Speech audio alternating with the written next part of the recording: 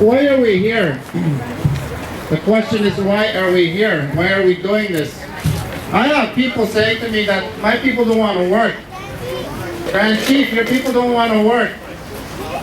I have people saying to me, Grand Chief, education is the key for your people. That's what they tell me in many of my encounters with different individuals that are not First Nation. And of course, we know the answer to that. We know that we want to work. We want to be able to capitalize as well on the opportunities that this province has in the area of mining. We want to make sure that we take part in all the jobs that come under the mining sector. We want to make sure that we can take jobs that come under hydro, the dams, the construction that's happening in this province. We want to be lawyers, we want to be doctors, we want to be plumbers, we want to be electricians. We want all of these things. But you can't have those things if we don't have the resources to get us the education that we need so that we can ensure that we can qualify, get ourselves the degrees and get ourselves the certificates that we need if we don't have good quality education. Now what is education? When we say we want education, it's not just basic education, the simplest education that one can provide to another. We want good quality education. The kind of education that's going to get us so that we can meet the criteria that's required to go to university, to go to college. We need the support. We need the kind of support systems, both in the communities.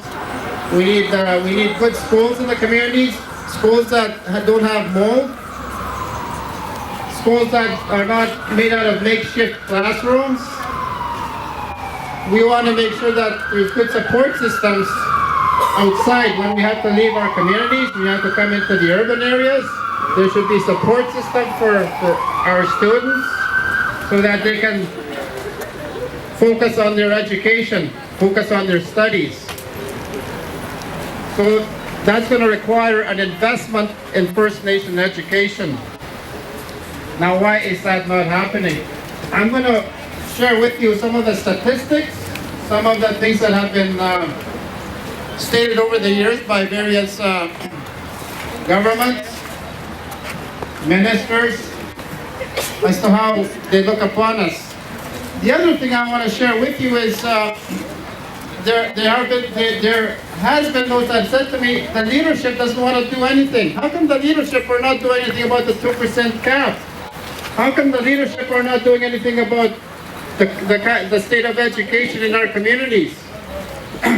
Well, we have been trying. We've had these rallies, we've had protests, we've been making noise about the 2% cap, we've been making noise about the mold, there's proposals inside this building looking for new buildings in the communities. The leadership have been doing that. They've been working hard. But what is required now is for you to begin to support the leadership and for the leadership to support you in getting that education. And so we can have to create a movement to bring the kind of pressure that's needed to deal with those issues that I talked about. Because we want to work, we want to be educated. Also, as First Nations, we not only have a treaty right to education, but we also have a basic human right and an inherent right to education. In 1874, this goes back to the history now. In 1874, the Treaty Commissioner Alexander Morris stated that our treaty rights would be guaranteed for future generations. And this is what he said. The promises we have to make to you are not for today. Not for today only, but for tomorrow, and not only for you, but for your children born and unborn. That was stated back in 1874. For those that don't know the history of this country, that was stated to the First Nations people in addressing with the treaty relationship that we have with the Crown.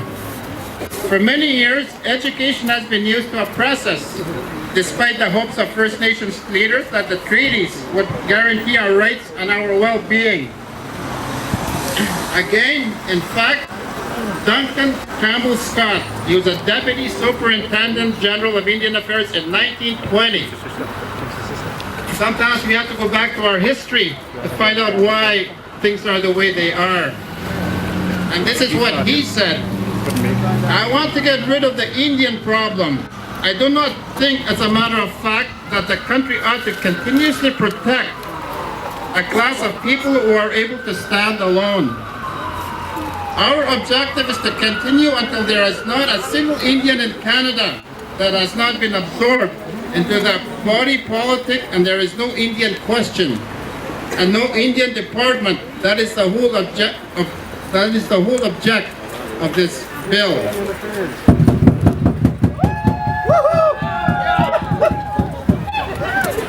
So in 1920, under Scott's direction, it became mandatory for all Native children between the ages of 7 and 15 to attend one of Canada's residential schools. See, that was their objective.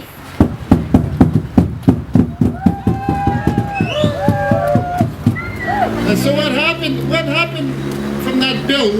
What became of that objective? Many of our people suffered abuse and losses during the residential school era.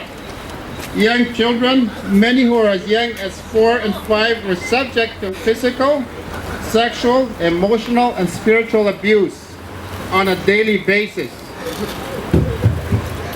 And many of our people lost their pride, their identity, language, their culture, and the connections to family and community. Our strong families were no longer as intact.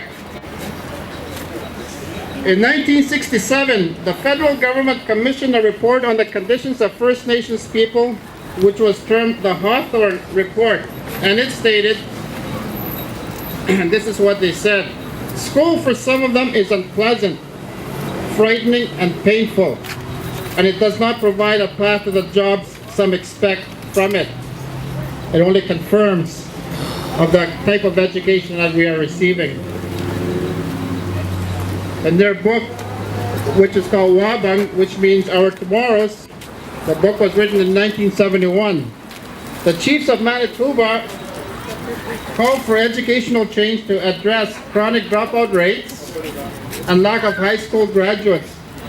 At that time they said, "Canada will not long maintain a position of respect in the councils of the world so long as our first citizens live in degradation and despair." The chiefs in this province have worked hard to make positive changes for all of our people. For over 35 years in this province, we have also had chronic underfunding, inadequate school capital and infrastructure, meaning that there's just not enough. We've been underfunded, where we look as failures, that we're not able to manage upon our own. And that's because of the underfunding that we receive to run our schools. Canada's Constitution of 1982